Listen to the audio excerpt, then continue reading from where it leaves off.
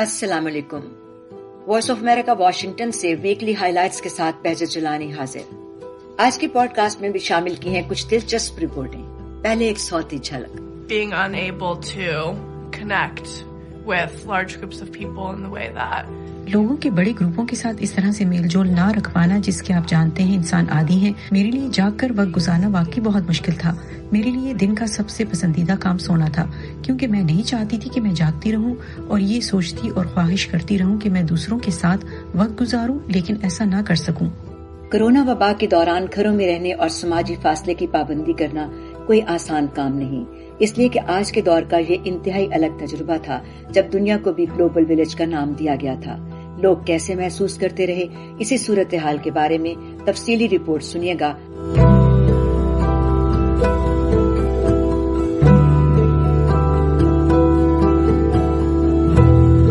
पाकिस्तान में इस वक्त जो अपकमिंग जनरेशन है, मेरे ख्याल से 3 से 4 साल में वो गेमिंग की तरफ उनका फोकस बहुत ज़्यादा है, और उनकी जो मेरे ख्याल से माइंड सेट भी है और क्रिएटिविटी है वो और बेहतर होती जा रही है। मुझे उससे 10 साल में भी नजर आ रहा है कि उससे भी बेहतर हो जाएगी। जी हाँ, आज का दौर कंप्यूटर्स और डिजिटल टूल्स का दौर है और नौजवानों के लिए सब कुछ नया भी नहीं, इसीलिए अब करियर का इंतखाब करते हुए वो नए तकाजों को पूरा करने के लिए भी कोशा है। गेमिंग इंडस्ट्री और इसमें नौजवानों का रोल क्या हो सकता है, रिपोर्ट में तफसील बताएंगे।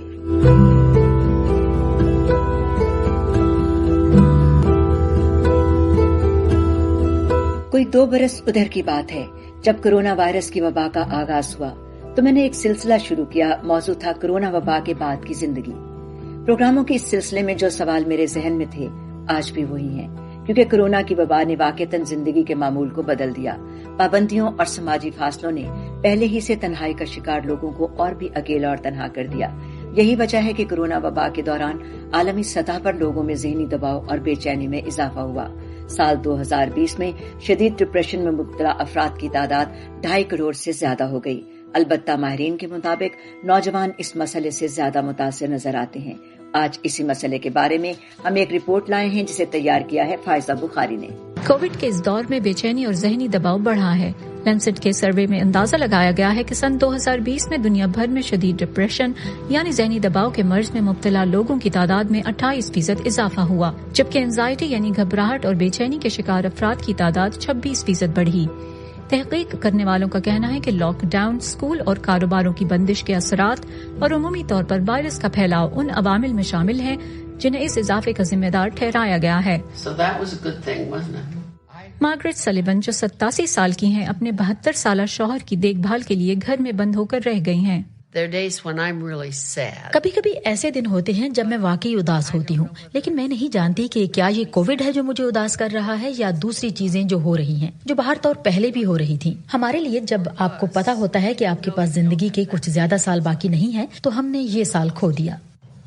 अगर उम्र रसीदा अफराद इस वायरस का शिकार हो जाएं तो उन्हें तन्हाई और खराब सूरत हाल दोनों का खतरा हो सकता है, लेकिन ज़हनी सेहत के माहिरीन का कहना है कि इसमें नौजवान ज्यादा मुतासिर नजर आते हैं। जामा पीडियाट्रिक्स के मुताबिक कोविड-19 की वबा के पहले साल के दौरान एक अंदाजे के मुताबिक आलमी सतह पर हर 4 में से 1 नौजवान में शदीद डिप्रेशन की अलामात जाहिर हुई, जबकि हर 5 में से 1 नौजवान बढ़ती हुई एंजाइटी में मुब्तला हुआ। डॉक्टर बेथ सेल्सेडो वाशिंगटन डीसी में Ross centre for anxiety and depression की सरबराह हैं। मेरे ख्याल में पिछले 20 वर्षों में इस मुल्क में नफ्सियाती बीमारियों से वाबस्ता जो बेइज्जती का एहसास था वो यकीनी तौर पर बदल गया है, और यकीनी तौर पर हमारे नौजवान आबादी नफ्सियाती बीमारियों, एंजाइटी और डिप्रेशन के बारे में बहुत ज्यादा बात कर रही है, जबकि मेरी जनरेशन और इससे बड़ी उम्र के लोग इस बारे में इतनी ज्यादा बात नहीं करते थे। कोविड-19 के दौरान 22 साला ईवा ज़ारपस की कॉलेज की तालीम वर्चुअल हो गई थी। वो कहती हैं कि तन्हाई ने इस इज़्तिराब और ज़हनी दबाव को बढ़ा दिया है जो वो पहले ही महसूस कर रही थीं। Being unable to connect with large groups of people in the way that लोगों के बड़े ग्रुपों के साथ इस तरह से मेलजोल ना रख पाना जिसके आप जानते हैं इंसान आदी है। मेरे लिए जाग कर वक्त गुजारना वाकई बहुत मुश्किल था। मेरे लिए दिन का सबसे पसंदीदा काम सोना था, क्योंकि मैं नहीं चाहती थी कि मैं जागती रहूं और ये सोचती और ख्वाहिश करती रहूं कि मैं दूसरों के साथ वक्त गुजारूं, लेकिन ऐसा ना कर सकूं। उनकी 14 साला बहन स्टेला को भी यही मसाइल हैं। میرے خیال میں بچوں کے لیے یہ ضروری ہوتا ہے کہ وہ ہمیشہ ایک دوسرے کے ساتھ رہیں. جب آپ دوسروں سے بات کرنے کی اپنی بنیادی ضرورت ہی پوری نہیں کر سکتے تو یہ یکسر تنہائی دوسری تمام چیزوں سے نمٹنا مشکل بنا دیتی ہے. ماہرین کا کہنا ہے کہ کووڈ-19 کے ذہنی صحت پر اثرات کو ختم ہونے میں وقت لگے گا. لوگوں نے پچھلے 1.5-2 سالوں میں بہت کچھ کھویا ہے اور انہیں اپنی زندگیوں کو دوبارہ معمول پر لانا ہوگا اور مجھے لگتا ہے کہ اس میں کچھ وقت لگے گا. مجھے لگتا ہے کہ جذباتی طور پر ہونے والے اثرات کو مکمل طور پر ٹھیک ہونے میں کافی وقت لگے گا. امریکن سائیکولوجیکل ایسوسی ایشن کے مطابق اس وبا کے آغاز کے بعد سے انزائٹی سے منسلک بیماریوں کا علاج کروانے والوں کی تعداد میں اضافہ ہو گیا ہے. لورل بومن کے ساتھ Faiza Bukhari, voice of America.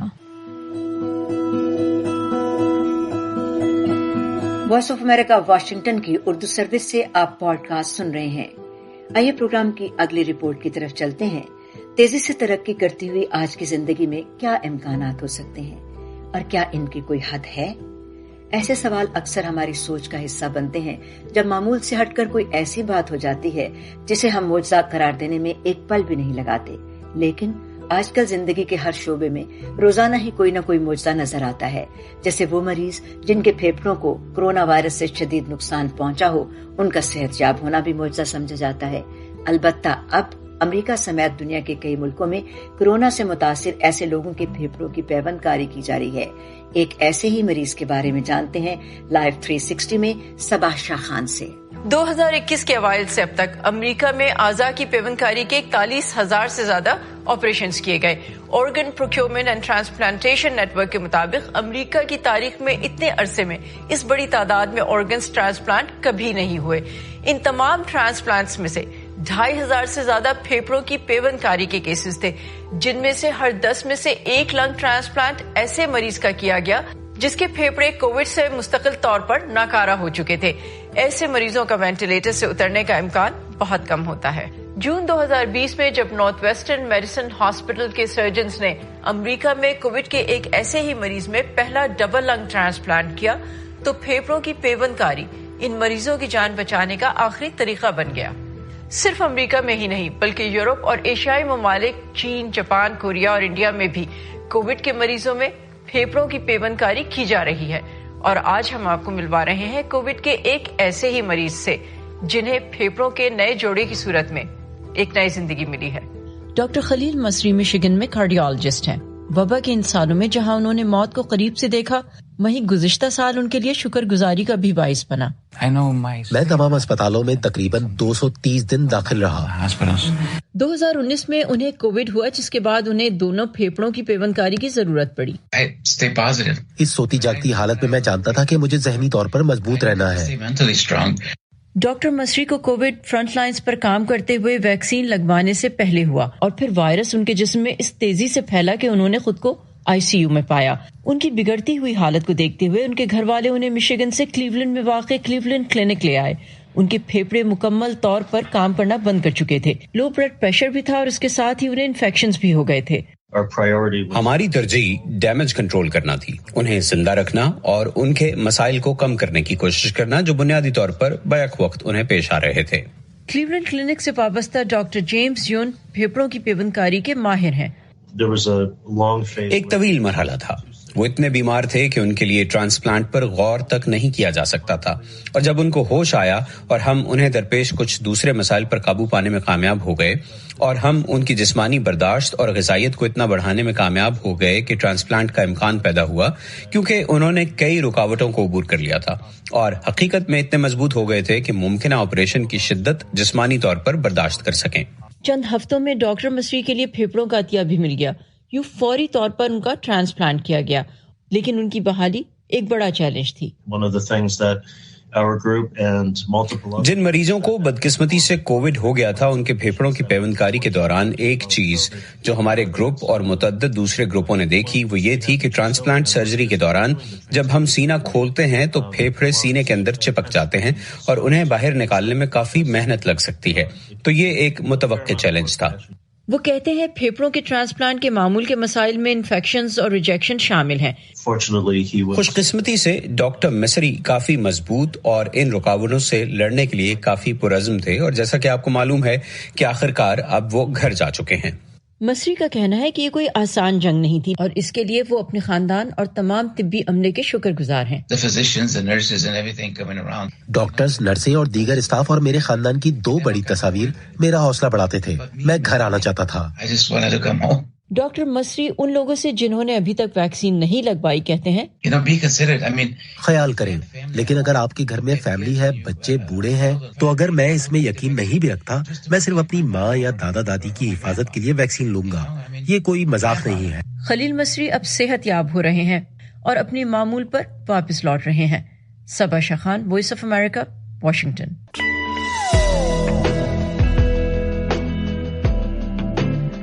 Voice of America Urdu کے پوڈ کاسٹ سماعت فرمائیے. دلچسپ معلومات، ماضی کی یادیں اور نت نئے موضوعات پر اس سلسلے میں ہمارے ساتھ شریک رہنے کے لیے آپ اپنے فون کی iTunes، گوگل پوڈ کاسٹ اور اسپوٹیفائی پر VOA اردو کا پوڈ کاسٹ سبسکرائب کیجیے.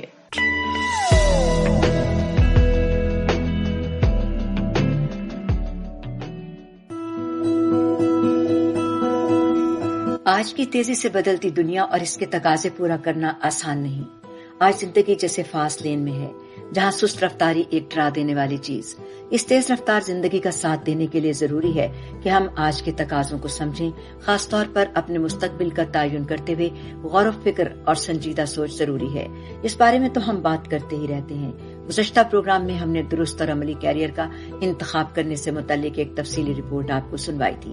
آئیے آج بتاتے ہیں ایک ایسے کیریئر کے بارے میں جو آپ کے لیے بہترین ثابت ہو سکتا ہے.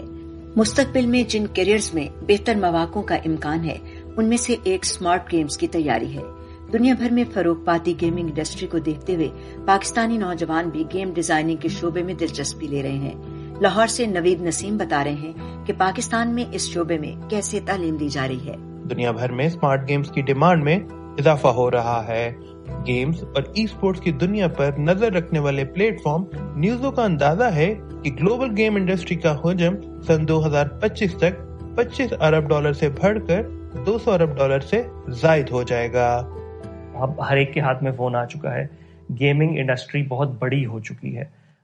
کچھ ایریاز میں تو یہ کہ وہ انٹرٹینمنٹ انڈسٹری کو بھی اوورٹیک کر چکی ہے. دونوں اس طریقے سے مل گئی ہیں کہ بہت مشکل بتانا ہے یہ چیز کہ کس فرینچائز کی فلم کہاں ختم ہوتی ہے اور گیم کہاں سے شروع ہوتی ہے، یا کون سی فرینچائز گیم سے شروع ہوئی تھی اور اینڈ پہ فلم بن گئی. جو پینڈیمک ہے اس نے بہت زیادہ ایکسپیڈائٹ کیا. اس کی ریزن یہ ہے کہ گیمنگ انڈسٹری جو ہے وہ پوری دنیا میں بہت بوم کیا اس نے، اور وہ ہمیں بہت ایکسائٹنگ لگا. اور پاکستان کے اندر اسپیسیفکلی میرے لیے بھی بہت ایکسائٹنگ چیز تھی یہ دیکھنا کہ کچھ گیمز جو تھی اسپیسیفکلی انہوں نے بہت پرفارم کیا.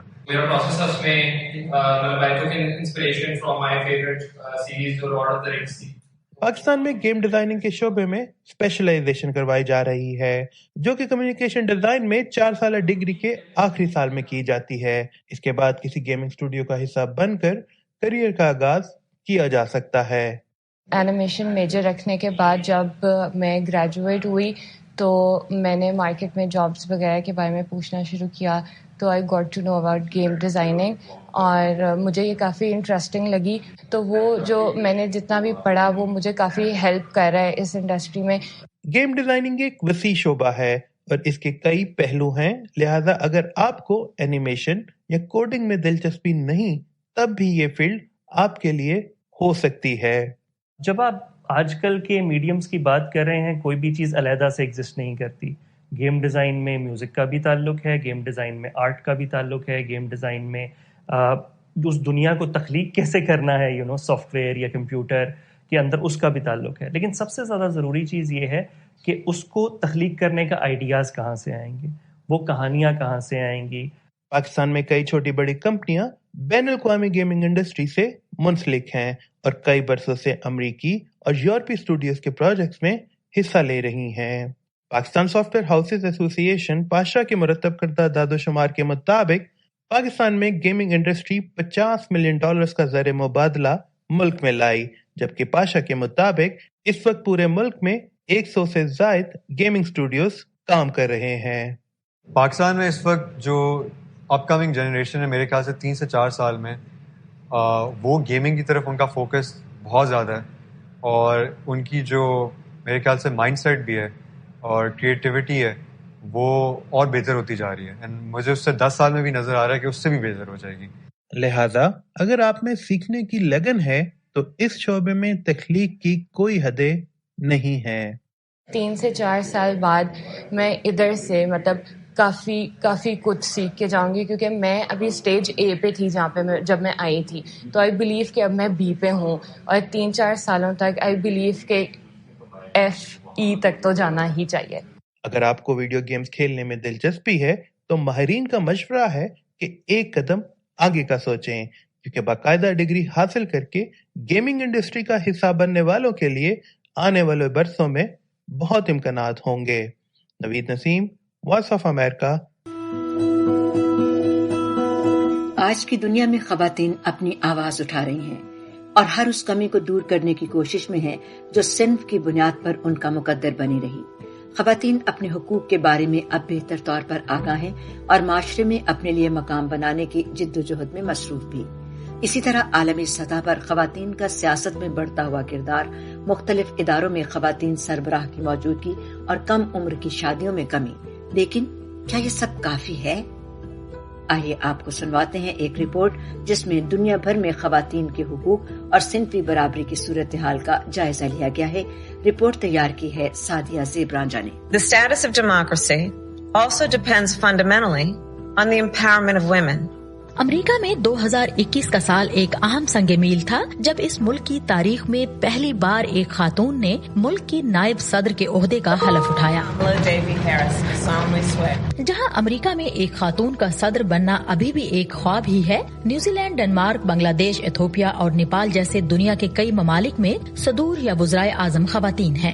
تاہم ہیومن رائٹس واچ سے منسلک مکرینا سائز سمجھتی ہیں کہ صنفی برابری کا خواب پورا ہونے کی راہ میں ابھی بہت سی اور منازل طے ہونا باقی ہیں۔ سیاست و مختلف اداروں کے سربراہ کی حیثیت سے اب ہمیں زیادہ خواتین نظر آ رہی ہیں، لیکن مسئلہ یہ ہے کہ یہ تعداد اب بھی بہت کم ہے، اور وہ خواتین جو اس مقام تک پہنچی ہیں اس بات کی عکاسی نہیں کرتی کہ ہم نے بطور خواتین اپنا مقصد پا لیا ہے۔ خواتین بنیادی انسانی حقوق کے لیے اب بھی جدوجہد کر رہی ہیں، اور یہ کسی ایک ملک کی بات نہیں بلکہ ایک عالمی مسئلہ ہے۔ براعظم افریقہ کی نصف آبادی خواتین پر مشتمل ہے۔ افریقی ملکوں میں خواتین کے حقوق کے لیے کام کرنے والے غیر سرکاری ادارے مرسی بیانڈ بارڈرز کی سربراہ میرلین سمجھتی ہیں کہ خواتین کے حقوق کی جانب بعض مغربی ملکوں میں نظر آنے والی پیش رفت اس بات کا ثبوت نہیں ہے کہ صورتحال ہر جگہ بہتری کی جانب گئی ہے۔ تیسری دنیا کے ملکوں میں خواتین کو بنیادی حقوق تک بھی رسائی حاصل نہیں۔ ہم افریقی ملکوں میں کام کرتے ہیں جہاں لڑکیوں کی اسمگلنگ، جسم فروشی اور کم عمری کی شادیاں اب بھی عام سی بات ہے۔ اقوام متحدہ کی رپورٹ کے مطابق ان ممالک میں جن کی سربراہی خواتین کے ہاتھ میں تھی، وبا سے نمٹنے اور صحت پر اور سماجی اور معاشی سطح پر اس کے اثرات سے نمٹنے کے لیے زیادہ مؤثر اور کامیاب اقدامات سامنے آئے۔ تاہم اس میں یہ بھی کہا گیا ہے کہ عالمی سطح پر 2021 نے خواتین کو غیر متناسب اور شدید طور پر متاثر کیا۔ COVID-19 has really affected the lives of women and girls. عالمی وبا نے خواتین کی صحت کو تو متاثر کیا ہی، لیکن ان کے خلاف گھریلو تشدد میں بھی بہت اضافہ ہوا۔